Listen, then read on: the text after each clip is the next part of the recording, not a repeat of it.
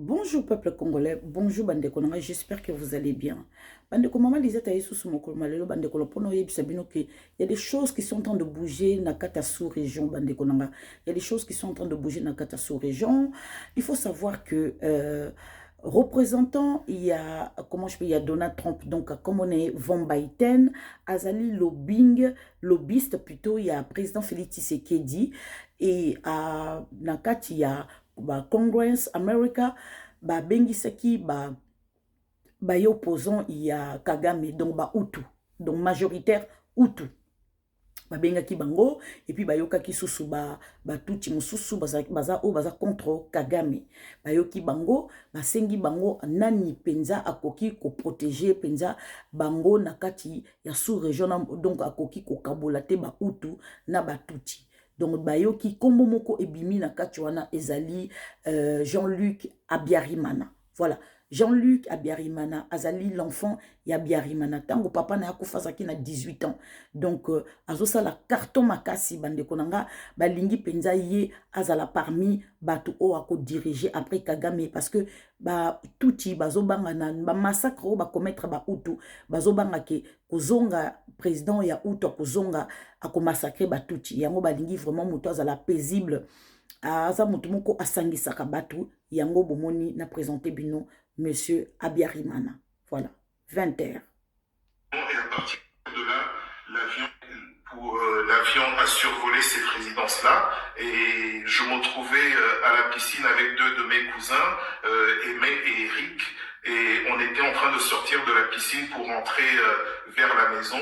Et quand j'ai entendu le bruit de l'avion, j'ai entendu le bruit d'un avion qui s'approchait, j'ai dit à mes cousins, ça c'est sûrement l'avion de papa parce qu'on connaissait très bien le bruit de l'avion. C'était le seul jet qui avait au pays.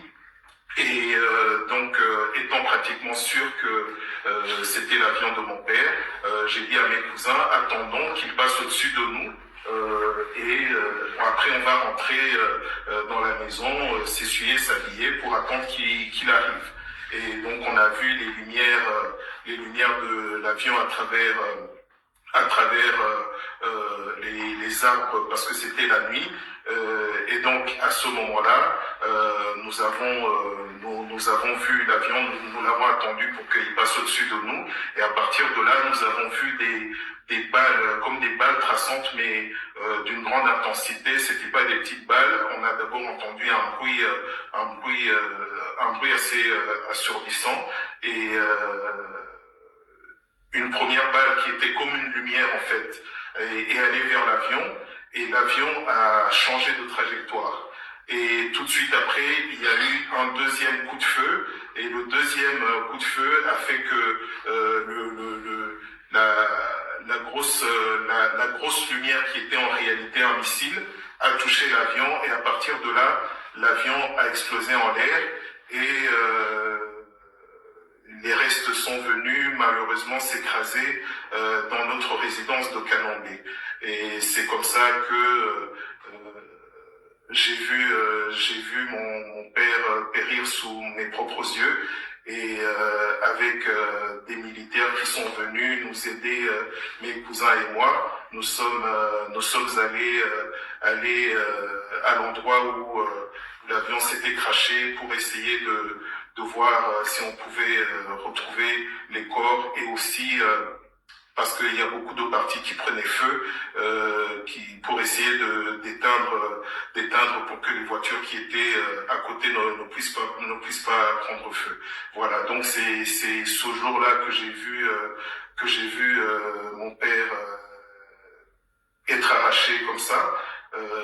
Je venais d'avoir, j'avais 18 ans et c'est vrai que c'est pas quelque chose que je souhaiterais même à mon pire ennemi de vivre parce que c'est un jour qui a plongé le Rwanda dans une horreur incommensurable et toute la région aujourd'hui jusqu'à ce jour continue à en payer les prix. On sait ce qui se passe aujourd'hui au Congo et pour ceux qui savent pas, il faut rappeler que la genèse de tout ce qui se passe dans cette région-là, c'est ce jour du 6 avril qui a tout enclenché et surtout aussi ce que le FPR a fait Rwanda depuis 1990. Voilà, vous avez entendu et vous allez entendre un témoignage d'une femme révérente.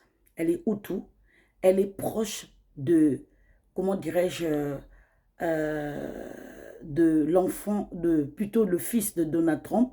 C'est une amie à moi. Dans les prochains jours, Azali, la femme d'un sénateur républicain, Aza proche de Donald Trump aussi.